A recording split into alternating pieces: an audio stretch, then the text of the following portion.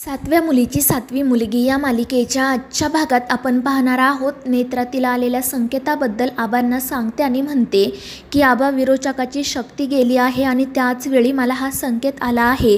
म्हणजे नक्कीच देवी आई मला काहीतरी सांगण्याचा प्रयत्न करते, पण नेमकं काय तेच कळत नाही.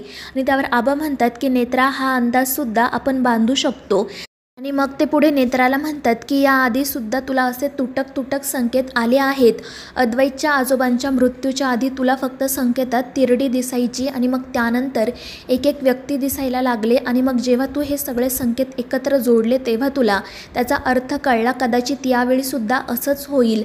देवी आई तुला अजून काही संकेत देईल आणि मग त्यानंतर त्यांचा नेमका काय अर्थ आहे ते आपल्याला कळेल. त्यावर नेत्रा म्हणते, हो आबा, मात्र जर आपल्या वावशी गावात आणि देवीच्या मंदिराच्या आजूबाजूला काही घटना घडली तर मग तुम्ही मला नक्की सांगा. त्यावर आबा म्हणतात, हो नेत्रा, तू काळजी करू नको. जर देवी आईच्या मंदिराच्या संदर्भात काही असेल तर मग मी तुला नक्की सांगेल. आणि मग ते फोन ठेवून देतात, पण ते सुद्धा काळजीत पडलेले असतात. तर नेत्राला ही भीती वाटत असते, पण अद्वैत तिला शांत करतो आणि म्हणतो की काळजी करू नको, सगळं काही होईल ठीक. देवी आई आपल्याला मार्ग दाखवेल. दुसरीकडे इंद्राणी नेत्राकडे चाललेली असते, पण रुपाली तिला अडवते आणि इंद्राणीच्या हाताची अवस्था बघत ती हसतच म्हणते की हात तर तुला गळ्यात अडकावा लागला, पण खरं तर तुझा हात मी तोडून दुसऱ्या हातात द्यायला हवा होता, पण ठीक आहे, काही हरकत नाही. आणि मग ती मुद्दाम म्हणते की खूप त्रास होत असेल ना तुला, चल मी तुझा हात बरा करते, कारण माझ्याकडे तुझ्या आईशीची शक्ती आहे. आणि मग ती हसतच इंद्राणीचा हात पकडते, पण इंद्राणी बाजूला सरकते आणि ती रुपालीला सांगते की माझ्या हाताला हातही लावायचा नाही. तर रुपाली तिला म्हणत असते की माझ्याशी नीट बोलायचं. त्यावर इंद्राणी म्हणते की कोण आहेस तू? फक्त एक क्षुल्लक दैत्य, आणि आता तर तुझ्याकडे तुझी शक्तीसुद्धा नाही आहे. तू एक शक्तिहीन दैत्य आहे. आणि ते ऐकून रुपाली चिडते आणि ती इंद्राणीचा हात पिरगळते. इंद्राणीच्या हाताला आधीच दुखापत झाल्याने तिला खूप त्रास होत असतो. ती रुपालीच्या तावडीतून सुटण्याचा प्रयत्न करते, पण तिला ते शक्य होत नाही. आणि मग तितक्यात नेत्रा त्या ठिकाणी येते. ती रुपालीचे केस ओढते आणि तिला जमिनीवर पाडते आणि मग त्यानंतर ती सरळ रुपालीच्या हातावर तिचा पाय ठेवते.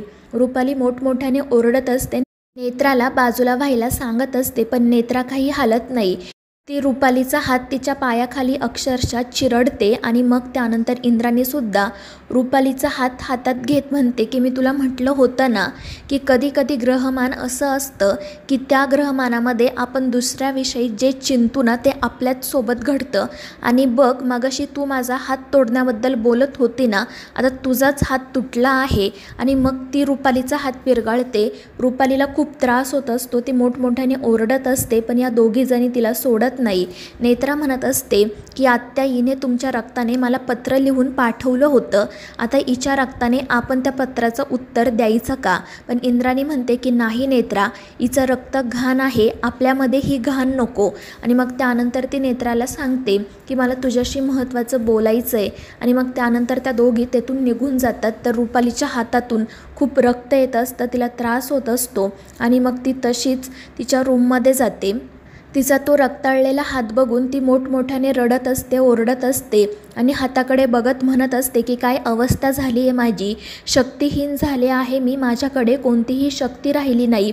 आणि असं शक्तिहीन होऊन जगण्यापेक्षा माझा अंत झालेला बरा. आणि मग ती तिच्या सगळ्या हाताचं रक्त जमिनीवर पसरवते.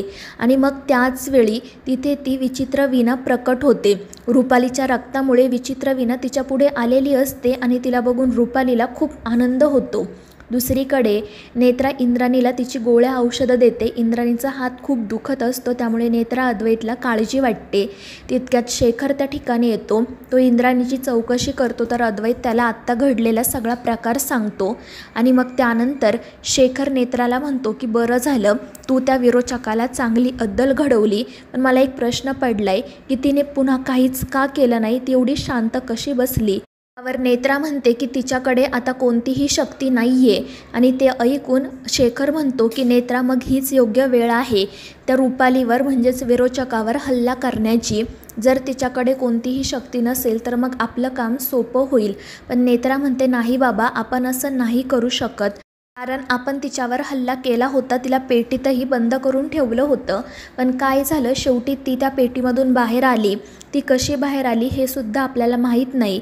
पण मग त्यानंतर सगळं किती भयानक घडलं हे आपल्याला माहिती आहे ना. आणि त्यावर अद्वैत म्हणतो की नेत्रा, तुझं म्हणणं बरोबर आहे, पण बाबांच्या बोलण्यात देखील पॉईंट आहे. जर आता तिच्याकडे कोणतीही शक्ती नसेल तर ही योग्य वेळ आहे हल्ला करण्यासाठी, नाहीतर ती शक्ती मिळवण्याचा नक्की प्रयत्न करणार. तर दुसरीकडे रुपाली लगेच ती विचित्र वीणा वाजवायला सुरुवात करते. ती बेभान होऊन ती वीणा वाजवत असते आणि तिचा आवाज सगळा घरभर घुमू लागतो. सगळेजण आश्चर्याने एकमेकांकडे बघत असतात आणि तो आवाज नेमका कुठून येत आहे याचा अंदाज लावत असतात. आणि मग त्यानंतर नेत्राच्या अचानक लक्षात येतं की जेव्हा रुपाली दक्षिणेला गेली होती तेव्हा तिच्या कानात हाच आवाज घुमत होता. आणि मग ती इंद्राणीला सांगते की आत्या, हा तोच आवाज आहे जेव्हा विरोचक दक्षिणेला गेला होता. आणि मग ते ऐकून सगळेच घाबरतात. इंद्राणी म्हणत असते की कदाचित रुपाली नवीन शक्ती मिळवण्याचा प्रयत्न करत असेल आणि हा आवाज घरातूनच येत आहे म्हटल्यावर ते नक्कीच रूममध्ये काहीतरी करत असेल. आणि ते ऐकून शेखर, अद्वैत घाबरतात. तर नेत्रा म्हणत असते की आपल्याला तिला थांबवायलाच हवं. आणि मग ते बाहेर जाण्यासाठी निघतात. मात्र त्या विचित्र वीणेच्या आवाजाने सगळीकडे भूकंप आल्यासारखी परिस्थिती निर्माण झालेली असते. घरातील सगळ्या वस्तू खाली पडत असतात, जमीनसुद्धा थरथरत असते. त्यामुळे सगळेच घाबरतात. तर दुसरीकडे तन्मय, फाल्गुनी आणि केतकीसुद्धा कसे बसे त्यांच्या रूममधून खाली येतात. घरात सगळीकडे सामान पडलेले असते आणि त्या विचित्र वीणेच्या आवाजाचा सगळ्यांनाच खूप त्रास होत असतो. आणि मग त्यानंतर इंद्राणी अद्वैतला सांगते की तुम्ही सगळ्यांना घेऊन बाहेर जा, मी आणि आत्या विरोचकाकडे जातो. मात्र अद्वैत ऐकत नसतो. पण इंद्राणी त्याला सांगते की मी आहे नेत्रासोबत, त्यामुळे मग तो सगळ्यांना घेऊन बाहेर जातो. नेत्रा आणि इंद्राणी विरोचकाच्या रुपालीच्या खोलीत जातात आणि तिला तिथे ते वीणावादन करताना बघून त्या दोघींना धक्काच बसतो. रुपालीचं हे नेमकं काय चाललंय, ही कोणती वीणा आहे, असे अनेक प्रश्न त्यांना पडतात. आणि मग त्यानंतर त्या आवाजाचा खूप त्रास व्हायला लागल्याने नेत्रा सरळ त्या वीणेची एक तारच तोडते आणि त्यामुळे तो आवाजही बंद होतो. रुपालीला कोणती शक्तीसुद्धा मिळत नाही. ती रागातच नेत्राकडे बघू लागते. तर नेत्रा ही रागातच तिच्याकडे बघत असते. तर मित्रांनो, या मालिकेच्या पुढील भागांच्या अपडेट्ससाठी आपल्या चॅनेलला सबस्क्राईब करा.